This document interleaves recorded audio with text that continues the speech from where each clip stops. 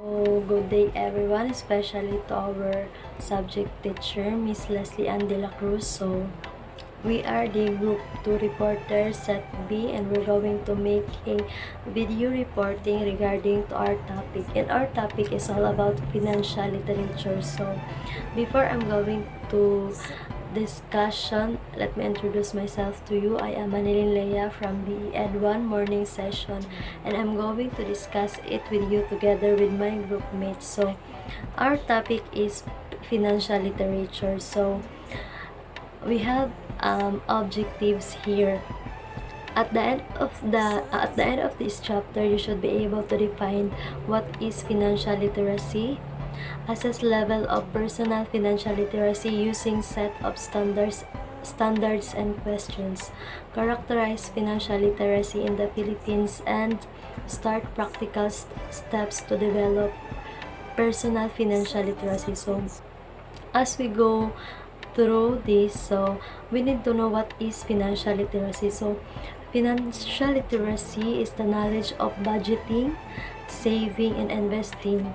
So as we deal with financial literacy, it's all about money. So we need to know how to budget it. We need to know how we need to we need to do investment, and especially make informed decision about their personal finances. So financial literacy is the ability to understand and effectively use various financial skills, including financial management, budgeting, and investing. When you are financially literate, you have the foundation of a relationship with money, and it is a lifelong journey of learning. So sa sinabi ko nga, financial literacy is the ability to understand. So magkakaroon tayo ng pag-uunawa kung paano ba natin gagamitin yung pera, o saan ba dapat siya nakalaan, or sabihin natin paano natin i-manage yung pera. Kasi nga may kasabihan nga po na ang hirap kumita ng pera pero ang bilis naman itong gastusin. Kaya nga po kailangan natin maging financial literate for us to be able to know our money can go through good way and bad way. So as we dig deeper, we have our standards and key concept in financial literacy. So the first one is earning income. So when we talk about earning income, so income earned or received by people. So sabihin natin makakatanggap ka ng pera dahil nagtrabaho ka at the end of the month or in 15th days. So different types of jobs as well as different forms of income earned or received. So kapag may trabaho ka, iba-ibang trabaho, as long as makakatanggap ka ng pera or makakatanggap ka ng pera galing sa pinaghirapan mo at galing sa pinaghirapan mo in different forms of income earned or received. So iba't ibang salary rate here in Philippines. Our salary rate is not really good. So benefits and costs of increasing income through the equation of education and skills, government program that affect income. So ang financial ngayon sa ating country is very difficult, kasi nga po ang mamahal na mga bibilihin. So apektado talaga ang pamumuhay ng lahat ng tao. So types of income and taxes. So may mga taxes na babayaran at maisip mo na hindi sapat yung income mo at may babayaran ka pang taxes. So parang nakakaisip ka ng lungkot, makakaisip ka ng depressed at sa stress. Labor market, so yung mga tao nagtatrabaho sa iba't ibang establemento para lamang magkaroon ng pera. So the second one is buying goods and services. So in this key concept, so masasabi nating buying goods and services kasi hindi naman talaga pwedeng mabuhay ka lang nang hindi ka bumibili, especially in terms of our daily needs sa pang-araw-araw natin kinakain. So scarcity, choice, and opportunity cost. So kapag may binili ka, syempre gagasto ka. And factors that influence spending choices such as advertising, peer pressure, and spending choices of others. Comparing the costs and benefits of spending decision. So pag sinabi nating decision in financial literacy, you should be able to know how how to make a decision regarding to your regarding to your money. So basic of budgeting and planning. So kapag nagbabudget ka, dapat nasisigurado mo na yung plano is swak lang tamang-tama lamang sa budget mo, na hindi ka mahihirapan pagdating ng panahon. And then payment method, cost, and benefits of each other.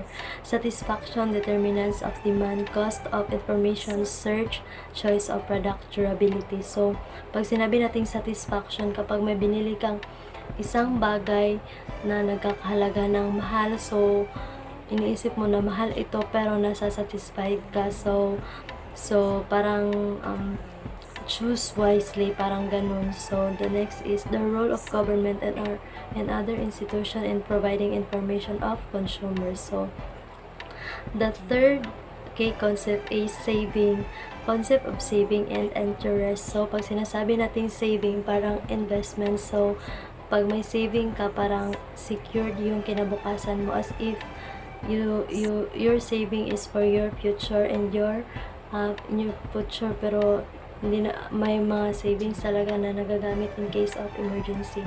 How people save money, where people can save money, and why people save money. So ito yung katanungan ng isang tao, bakit nga ba ang mga tao ay nag-iipon ng pera? So nag-iipon tayo ng pera para may magamit tayo in case of emergency, or may magamit tayo kapag kinakailangan. And where people can save money, saan nga ba tayo makakapag-ipon ng pera? So sasabihin natin makakapag-ipon ka ng pera pag may bangko ka or may credit card ka or everything, but makakapag-ipon ka ng pera as long as you know how to manage your money. And then why people save money, bakit nga ba nag-iipon ang mga tao? So ngayon ang sinabi ko, para may magamit sila in case of emergency. The role that financial institutions play as intermediaries between savers and borrowers. The role government agencies such as the Federal Deposit Insurance Corporation play in protecting saving deposits. So kapag may saving ka or nagdideposito ka sa isang bangko, nasisigurado mo talaga na may mga organization or corporation na magsasagawa para protektahan ang inyong savings. Role of makers in determining interest rates. So the mathematics of solving. So ito na nga po, kapag sinasabi natin financial, akibat nito ang solving. And then the power of compound interest, real versus nominal interest rate, financial regulators, the factors determining the value of person's saving over life, automatic saving plans, rainy day funds, saving for retirement. So may mga tao kasi ngayon na grabe nag-iipon sila para pagdating ng panahon, kung wala na sila, may pagkukuhanan sila. So kaya nga po, kailangan natin maging financial literate for us to be able to know where did our money go. So kailangan natin isipin na yung pera natin is pinaghirapan natin iyon. So dapat mapupunta yun sa mga bagay na makikitaan natin ng saya, hindi yung mga bagay na lumilipas lamang, mawawala. So yung in terms of financial, we're really struggling here in Philippines because kaya nga po ang mamahal ng mga bilihin, isa din yan sa rason kaya po tayo naghihirap financially. So we need to be able to be financial literate for us to have a strong foundation in terms of money. So magkakaroon tayo ng matibay na paghawak ng pera, kasi alam natin sa sarili natin na alam ko paano gastusin yung pera ko sa tamang paraan. At kaya nga po kailangan nating matuto kung ano nga ba ang tama at ang maling paggastos ng pera. At habang may pera ka pa, you need to invest, you need to save for you to be able to use that money in the future, just in case na ang hirap na ng buhay natin. So yun lang po yung explanation ko, and I hope na nagigess nyo yung discussion ko. And then the next one should explain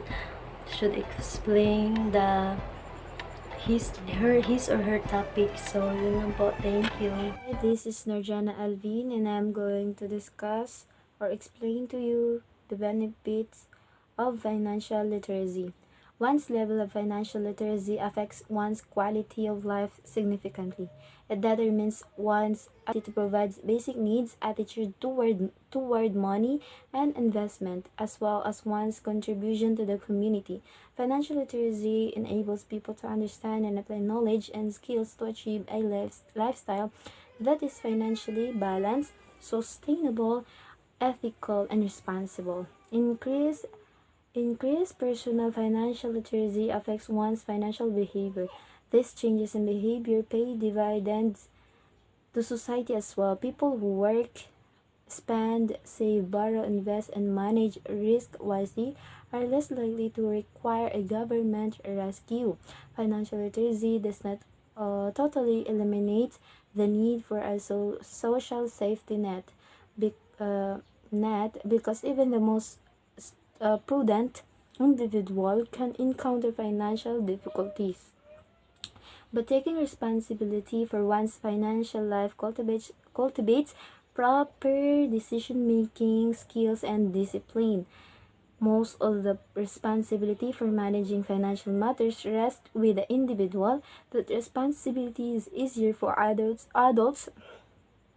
to bear when they have learned the basics of personal finance in their youth. So when we say the benefits of financial literacy, it has a lot of benefits in our daily lives. Ito yung tumutulong sa atin, helps us para i-manage yung mga pera natin, yung mga income natin. It also helps us to be disciplined in using our money and helps us to save having financial literacy or being literate in financial literacy can prevent us from difficulties, shortage when in times of problems. Tinutulungan tayo ng financial literacy na maging literate sa paggamit ng ating pera and helps us kung paano ba ang tamang pag-save ng money or pag-invest or i-manage nga yung mga pera natin. So, let us move on sa financial literacy in the Philippines. In his article, State of Financial Education in the Philippines, Go 2017 indicated several findings of researches with regards to the state of financial literacy in the country, including the following. World Bank study in 2014 estimated 20 million Filipinos saved money but only half had bank account. So, based on the World Bank study in 2014, over 20 million Filipinos who save money, only half lang daw ng 20 million ang merong bank accounts. So, Asian Development Bank ADB study in 2015 revealed that Philippines does not have a national strategy for financial education and literacy. So, Asian Development Bank, based on study in 2015, napagkaalaman nila na Pilipinas ay doesn't have a national strategy for financial education and literacy. It means na napag-alaman nila na ang Pilipinas ay illiterate sa sinasabing financial literacy. In 2016, Bangko Sentral ng Pilipinas, BSP, released the National Strategy for Financial Inclusion, stating that while institutions strive to broaden financial services, financial literacy should also complement such initiatives. So, in 2016, Bangko Sentral ng Pilipinas daw ay nag-release ng National Strategy for Financial Inclusion, stating that while institutions strive to broaden financial services, ay need daw magkaroon din ng kaalaman on how to achieve financial literacy. As per Standard & Poor S&P Rating Services survey last year, so based sa survey daw last year, napagkaalaman nila na only 25% of Filipinos are financial literate. So, this means daw na about 75 million Filipinos have no idea about inflation risk, diversification, insurance, compound interest, and bank savings. So, 75 million Filipinos daw ang walang kaalam-alam sa tinatawag na financial literacy or education about sa inflation, risk diversification, insurance, compound interest, and bank savings. So, 10 years after discovery of the stock market, still less than 1% of Philippines population is invested in it. So, only 1% lang daw ang sa population ng Pilipinas ang mayroong nagkaroon invested sa tinatawag na financial literacy. More than 80% of the working middle class have no formal financial plan. Because of these findings, public and private sectors alike have recognized the need to strengthen financial education in the country. So, base daw sa mga public and private sectors, ay nalaman nila na kailangang palakasin daw sa Pilipinas ang financial education. Dahil nga, base nga sa mga study, sa mga survey nila, ay napagkaalaman na kulang daw ang financial education sa Pilipinas. Last November 27, 28, 2018, more than 1,000 leaders, decision makers, influencers, and representatives from public and private institutions, civic society, and academia gathered for the first ever financial education stakeholders expo organized by BSP.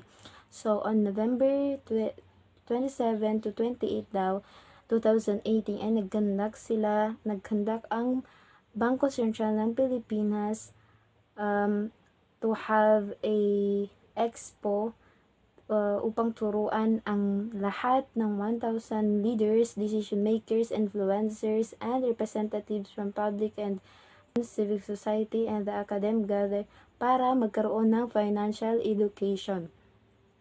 The expo is designed to build an organized network of players that share the vision of financial literate citizenry and cohesively implement a variety of initiatives to achieve this vision. This is in line with the BSP advocacy for financial education and support the BSP mandated of maintaining price stability, financial stability, and efficient payment systems. It is the BSP's conviction that a financial educated Filipino is an empowered Filipino who is able to make wise financial decisions that positively impact personal financial circumstances and consequently contribute to inclusive and sustained economic development. So, sabi nila, a financial educated Filipino is an empowered Filipino.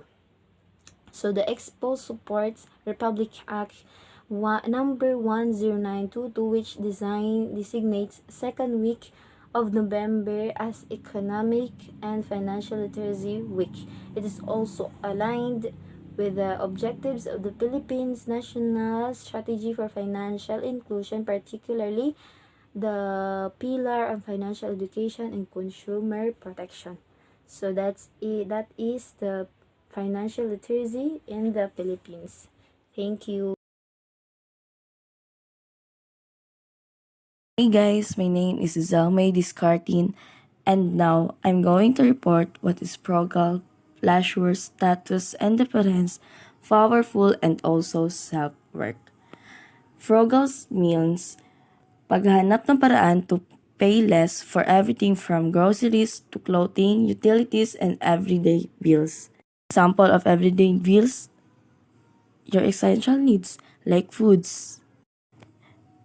Being thrifty or frugal also means simply going without something, and mostly it can help you to save your money or to reduce financial waste. Being frugal is how you care about spending money or using things when you do not need to. Example, hindi mo bibili ng isang bagay kung hindi mo naman kailangan. The question is, how can we be financial frugal? For me, the best answer is make a budget. Dapat alam mo kung saan mo ilalaan ang pera mo. Even your unneeded things, you can also buy for your satisfaction. But remember the word, make a budget. What is the benefit of frugal? Frugal living is increased savings. It can help you to save more and more money for our future or future goals. So the second is pleasure. What is pleasure? Pleasures means a feeling of happy, satisfaction, and enjoyment. Some people nowadays hindi talaga marunong humawak ng pera. They are more likely to spend than to save. Means, mas gusto nila gumastos ng gumastos kaysa sa magtipid o mag-ipon ng pera because that is her or his happiness. Kadalasan naman ay mas malaki pa ang nagagastos kaysa sa kinikita nila at dyan sila nasasatisfy at nag-e-enjoy. So, what is the impact?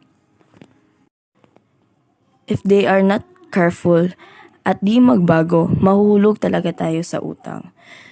So the remedy is, you need to be careful of what you're spending for. So the third one is status. May tinatawag tayo na want or need. Some people purchasing their branded item na hindi naman talaga kailangan at ito'y gusto lang talaga nila. They think they are rich, they must also be rich. That's why bumibili sila ng mga bagay na sa tingin nila ay kailangan. So, as an individual, we already know what is the impact of this. So, let us proceed the fourth. Indifference. Means, ito yung mga tao na hindi sanay humawak ng pera lalo na pag malaki ang halaga.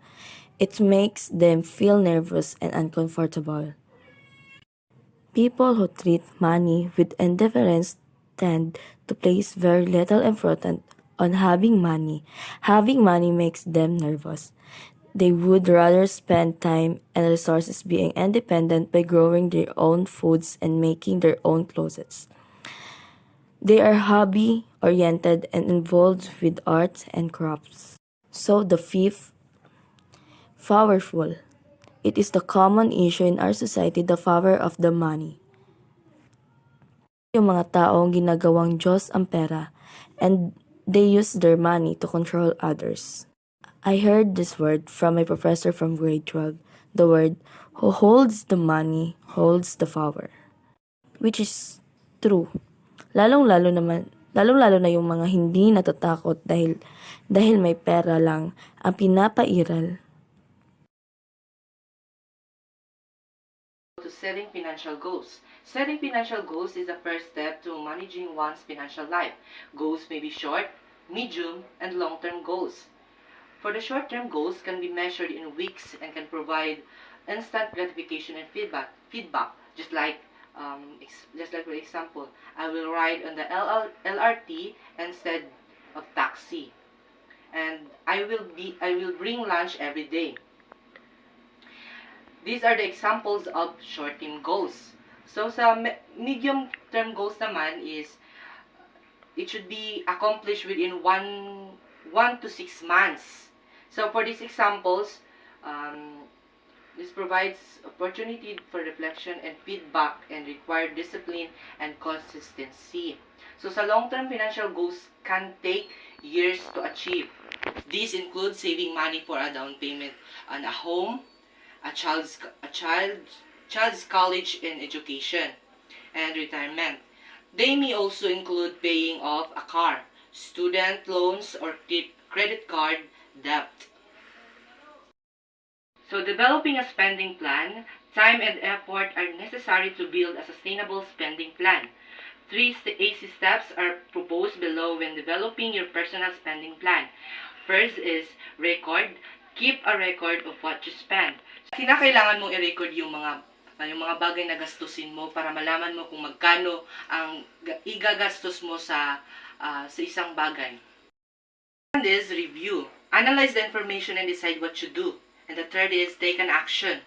Do something about what you have written down. So dito na mangyayari yung gagastusin mo sa isang bagay na i-record mo na-record mo kung ano yung mga produkto na iyong bibilhin o igagastos. Here the importance of saving, because no one can predict the future with certainty. We need to save money for anything that might happen. Here are some reasons why saving is important. First is emergency bolster. We should save money to avoid going debt, just to pay emergency situations like unexpected medical expenses and damages caused by calamities or accidents. Kailangan natin mag-save ng money or mag-ipon dahil hindi natin malalaman yung oras o panahon ng baka sa susunod na araw is may mangyayari sa iyo mga unexpected medical expenses that caused by the calamities or accidents. So napaka-importante talaga na mag-ipon.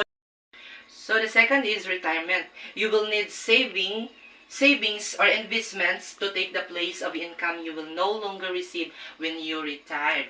So gaya ng isang guro o gaya nating guro, dapat tayo ay mag-save ng money or mag-ipon habang tayo ay nagtuturo pa. Dahil darating ang panahon na kapag tayo ay nagre-retiro na sa bilang isang guro ay hindi na tayo makakatanggap ulit ng sahod na galing sa gobyerno. Third is the future events. So future events naman is we need to save for future events like weddings, birthdays, anniversaries, and travels so as not to sacrifice your fixed expenses. So gaya na, isa sa pinaka-importante ang mag-ipon dahil sa mga upcoming na events just like wedding, birthdays, or anniversaries. So, napakahalaga talaga na mag-ipon dahil sa dadating na mga events ay mayroon kang maigasto o pagkatapos natin mag-spend. Wag nating gagastusin sa mga walang kwentang bagay. So, dapat nating isipin muna bago natin gawin yung mga bagay nating gawin na gagasto tayo na wala sa oras. Dapat isipin muna bago tayo gagastos para hindi masayang yung mga pera na ating pinaghirapan. In order to stick the savings habit, we should first commit to a month. And the second, find an accountability partner. So the third is find a savings role model who is successful with his or her money through tried and true savings. So maghanap tayo ng mga successful na sa pagsisave ng money para may magbibigay sa atin o magtuturo sa atin kung paano mag-save ng money. So the fourth is write your goal down and track it. So gaya nga sinabi ko kanina na in developing a spending plan is we have to review or record, and the last is to take an action. So the last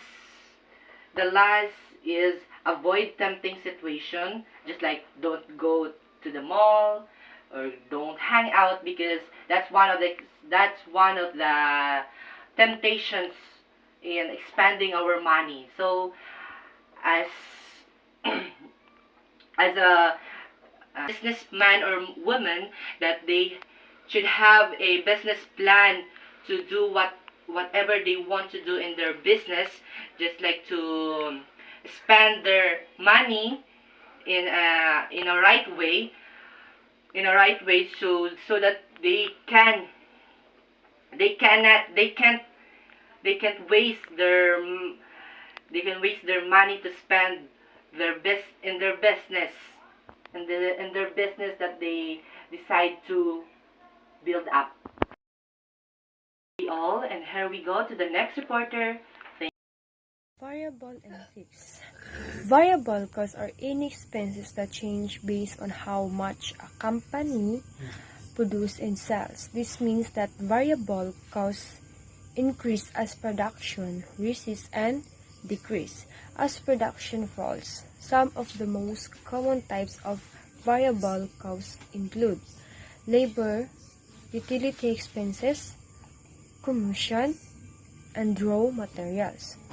Fixed costs, on the other hand, are any expenses that remain that some No matter how much a company produces, these costs are normally independent of a company and include things like rent, property tax, insurance, and depreciation. Example of variable: labor, commission, packaging, utility expenses, and raw materials for production. Are desires or aspirations that individuals seek to attain or process of being driven by personal preference or societal influence. Unlike needs, wants are not crucial for achieving our goals but add confirm pleasure or luxury to one's life. They are often influenced by culture, social, or individual taste and can change over time. Good afternoon. Let us give a reflection in our topic, financial literacy. So, first, what is financial literacy? It's the ability to use knowledge and skill to manage one's financial resources effectively for lifetime financial security. Example, household budgeting, learning how to manage and pay off debts and evaluating the trade-offs between different credit and investment products. Kung paano natin i-manage, paano i-budget at i-save ang pera. For example, sa household budgeting, sa bahay natin, o paano natin i-budget yung pera na kakailanganin natin sa bahay, sa mga bibili natin at sa pang-araw-araw na kakailanganin natin. The second is financial literacy enables people to understand and apply knowledge and skills to achieve a lifestyle that is financially balanced, sustainable, ethical, and responsible. Nagbibigay daan sa mga tao na maunawaan at magamit ang kaalaman at kasanayan upang makamit ang isang pamumuhay na balanse. So, financial literacy is dito natin mauunawaan at magamit ang kaalaman at kasanayan upang makamit ang isang pamumuhay na balanse kung paano natin balance sa pang-araw-araw. So, third is, one's attitude about money is heavily influenced by parents' attitude and behaviors about money. For example, ang mga magulang natin, binabudget nila ang kanilang pera para magkasya sa mga kakailangan natin sa bahay. So, makikita naman natin sa parang pang-araw-araw kung paano binabudget ng mga magulang natin yung pera kasi nga importante yung pera sa daily life natin. So, binabudget nila ito sa bahay, sa pag-aaral natin at sa iba pang mga kakailangan. So, two attitudes toward money involves. So, they have two attitudes towards money. So, first is negative perception of money as universal evil. So, dito natin makikita kung yung bumibili tayo ng mga gamit na hindi importante, hindi natin inisip kung ano yung pera o pera na nasayang natin sa binili natin na hindi naman importante sa sarili nating kagustuhan. So, second is positive perception of money as source of good life and prosperity. So, dito natin makikita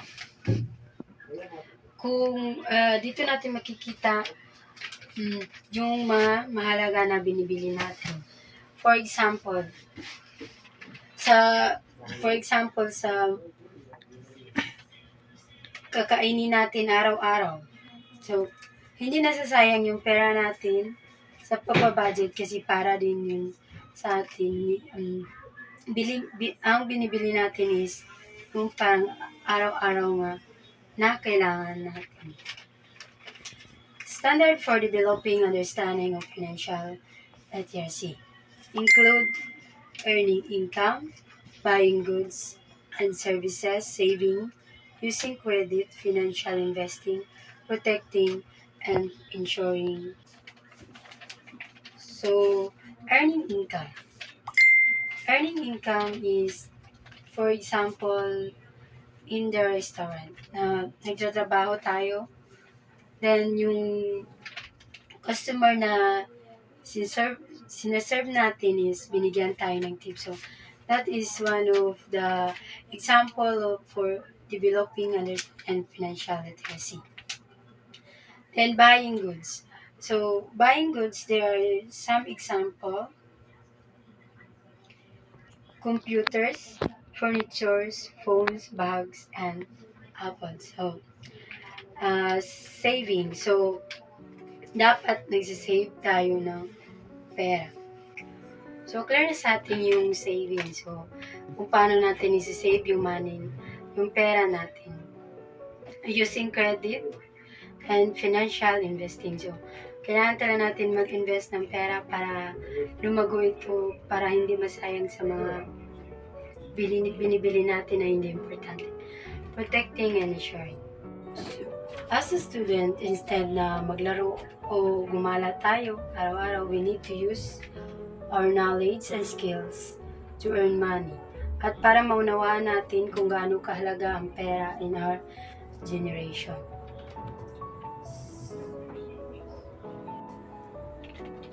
Another example is in our sa ating mga estudyante. So, sa pang-araw-araw natin, kailangan talaga natin i-save yung pera natin. Huwag tayong gagastos sa mga hindi importante. Isi-save natin ito like pag may project tayo, pag may kailangan tayo na bibilihin sa school. So, we need to know the importance of financial literacy as a student. So for our conclusion, as a student, kailangan talaga natin magtipid. So as a student, mahalaga na malaman natin kung gaano ba ka-importante yung pera, kung gaano kahalaga na mag-save tayo ng pera sa pang-araw-araw. Hindi lang sa mga estudyante, hindi tayong lahat. So, we need to save our money. Hindi natin kailangan bumili ng mga bagay-bagay na hindi naman importante. So, as a student, instead na maglaro o gumala tayo araw-araw, we need to use our knowledge and skills to earn money. At para maunawaan natin kung gaano kahalaga ang pera in our generation. So at the end in our discussion, hope you have learned in our lesson today about financial literacy. So that's all. Thank you and God bless.